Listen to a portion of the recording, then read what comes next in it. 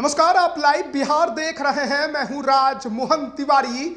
देखिए, रुपौली विधानसभा उपचुनाव की लड़ाई बेहद ही दिलचस्प बनते जा रही है।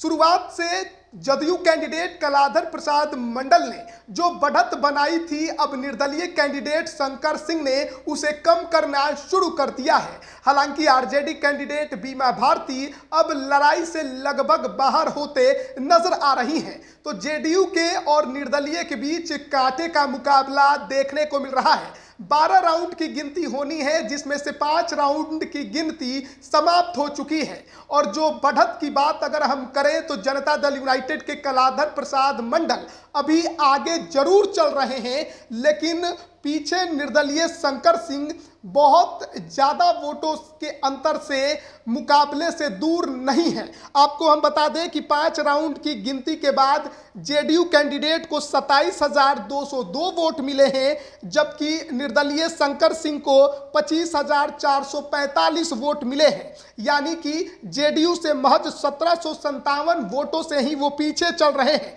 वहीं आरजेडी कैंडिडेट बीमा भारती को 14,999 वोट मिले हैं और वो लगभग 12,203 वोटों से पिछड़ी हुई हैं। तो ये जो आंकड़े निकलकर सामने आ रहे हैं वो बता रहे हैं कि किस प्रकार की तीखी लड़ाई रुपौली विधानसभा उपचुनाव की है और किस तरीके से निर्दलीय शंकर सिंह और जनता दल यूनाइटेड के कैंडिडेट के बीच मुकाबला बनता जा रहा है। जो 5वें राउंड की गिनती हुई है, अगर हम उसकी बात करें तो 5वें राउंड में कलाधर प्रसाद मंडल को 5,034 वोट मिले, बीमा भारती को 2,776 वोट मिले और शंकर सिंह को 8,315 वोट मिले हैं।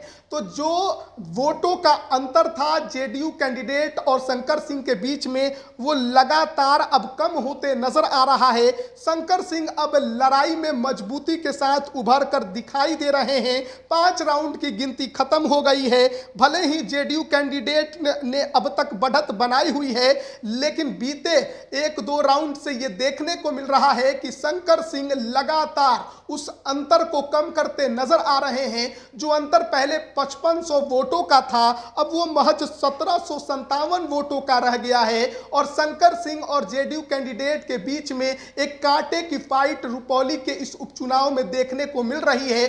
5 राउंड की गिनती समाप्त हुई है। अभी लग रहा है कि मुकाबला कांटे का होगा।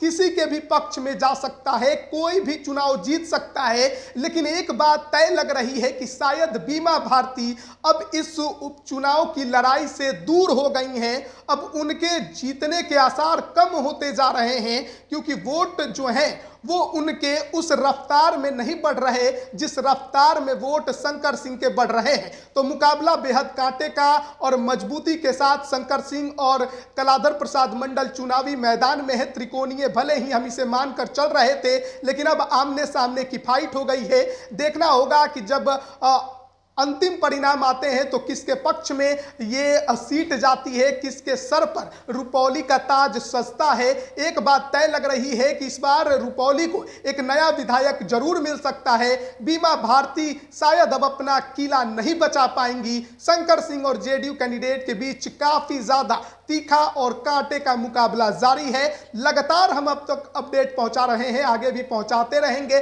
बने रहिएगा हमारे साथ। आप सभी का बहुत बहुत धन्यवाद।